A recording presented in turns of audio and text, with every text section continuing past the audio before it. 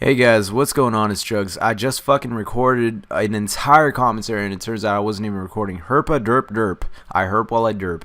Anyways, so I wanted to make a quick video about how to play Domination on Zoo. And first of all, the opening routes, you want to be on the A side. So if you're on the C side, you want to just flip the spawns immediately, and you want to do that by going through the Pride Rock flank, as you guys will see in a second. But if you're on the A flag, which is the preferred spawn point, you want to look at these arches by the B flag by the fountain, because that's the really common choke point for people spawning on the C flag to kind of take the kind of route to take, because they don't want to come from that really wide open path that's under their walkway that kind of counters the A perch that overlooks B. So they have this narrow walkway that overlooks B, and there's obviously a path beneath that, is what I'm trying to say. And they don't want to take that route because they're coming up in an incline. So, well, that actually doesn't make any sense. That doesn't matter. There's just no cover. It's just really wide open. It's really obvious. They don't blend in. So it's a really bad idea to take. Plus, the people capping B are going to be looking directly at it. So, first off, to talk about the best places to be on, the reasons why I prefer the A spawn versus the C spawn. The spot overlooking the perch overlooking B from the A side is a lot better than the perch overlooking B from the C side. So this little room with the two windows by the monorail on the A side is better, because you not only have more cover with this windowsill that kind of you can like lay prone behind it and move left to right to kind of pop in and pop out of cover and surprise your enemy on the opposing perch. The other side doesn't have that. It's just a railing, and the best thing they have is maybe higher ground, and like it's darker. It's harder to see people there, but for the most part, you don't want to be there. On this perch on the A-Dom side, you can actually just walk like maybe 15 steps back to where you came from, and you can pick anybody off who's trying to cap A. So that's exactly why you want to be there. Another reason is that you can actually just turn around and like look to your right, and you can take a good look at this little alleyway that kind of flanks you.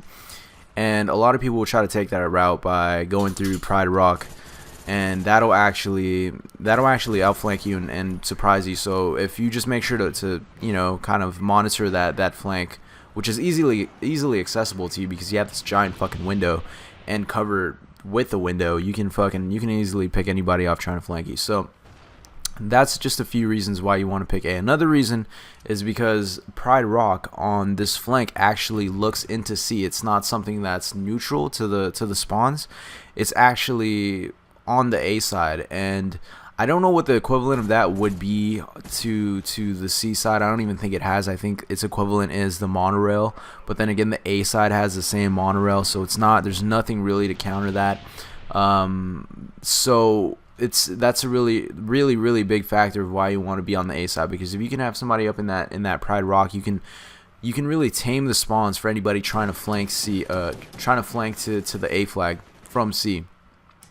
And one other place, the last place that I personally have experienced to be a really good place to be in, is this little room next to B, and from the C side. So it's this little room next to the B flag on their C side, and it's right underneath their walkway, their upper like little catwalk that overlooks B. And the reason that room is significant is because you can not only look at B from that room in really close proximity to it. So if you have an SMG, it's a really good place to be. But you can also monitor the C spawns. You can tame the C spawns as well from that location if you just poke your head out the back door every now and then, and just like, you know, pick anybody off trying to go that way. And you'll see me do that in this game. I do that quite a bit. I camp the A perch and this building because quite frankly, the reason I'm using a FAMAS and camping the objectives is because this team before this game was actually putting up a good fight. It was probably because I was using a fucking commando with a flamethrower attachment and just running around scorching people. But regardless, I overestimated them, and that's why I'm using the setup. I don't like to use the FAMAS anymore unless things are getting really fucking difficult, because it's too easy for me. Like, I can honestly get a 48 in like 6 gameplay like every 3 games if I use the FAMAS, and I just don't like to. And another reason why I don't like to use a FAMAS is because when people walk over your corpse, more than likely they're going to be using a FAMAS, so they'll either And if they're not, they'll just pick up your weapon anyway. So they'll either walk over your corpse and just pretty much have scavenger on, even if they're wearing Ghost or something, because everybody uses a FAMAS. So it's kind of it's really common. So if anything, I would use the AUG. I'm gonna learn how to use the AUG as my go-to gun so that people can't walk over my corpse and get ammo. And if they try to pick up my weapon, it's gonna have a slightly different recoil pattern, so they're gonna be kind of off with it. But yeah, anyways, that was really irrelevant. Yeah, so that was really irrelevant. I'm sorry, but that's pretty much all I had to. That's all the insight I had to give on how to play Domination on Zoo. The last thing I want to talk about is how I feel about these map packs, or this map pack in particular, Escalation. And first of all, let's talk about the zombies. The zombies is really fun. It's really good. It's probably one of the better zombie maps to have come out from Treyarch, and that's saying a lot, seeing as how they make really good zombie maps. So that's not an issue. You're gonna get your money's worth with the zombies for sure. At least that half of the cost. The problem comes in with the multiplayer maps, and let's not kid ourselves. We play the multiplayer maps more than the zombie maps. For the majority of us do, anyways. A lot of the replay value is gonna come from the multiplayer maps, and so that's the biggest factor that you want to take into account. So I'd say $5 out of the 10. That's a fair ratio, like a 1/3 ratio of the cost is gonna be the zombies. That's gonna be 1/3 of the value, and the zombies delivers on that front. But the maps deliver very poorly. They're very bad. Zoo is actually the only map that I really enjoy. I don't even really enjoy it. I just enjoy it. It's just meh to me. It's like, oh, cool, Zoo. It's not like, yeah, fucking Zoo, like how I feel or how everybody feels when Firing Range comes up. And so that's the best map. And having said that it's just meh, really gives you an idea of how bad the other ones suck. So let's talk about the other ones. Stockpile. Stockpile is okay. It's a big fight for B. But the problem is that the rest of the map is really irrelevant. It's really pointless unless, you know, the rare occasions that you actually want to flank. But more than likely, if the other team caps your home flag, you're just gonna spawn on the other side when you die, and then you can just take the other flag. So it's not really a big deal.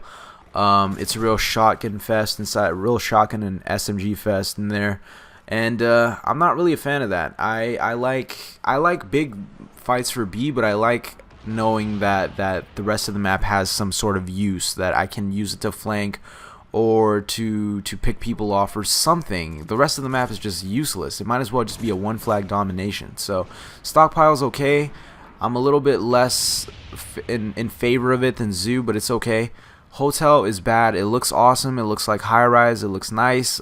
It's a great idea, but it's way too big. The action is really slow. It really hurts your score because it's really hard to find people or to kill people. And even if people aren't camping in corners, it's just really slow. So it takes a really long time for anybody to get to you. So even when people are rushing to you to try to kill you, you're probably going to end up going like 20-2 at your very best with your just your gun alone on a better than average game. I'd say anyways, but you know, I could be wrong on that. And Convoy is just bad. It's just bad.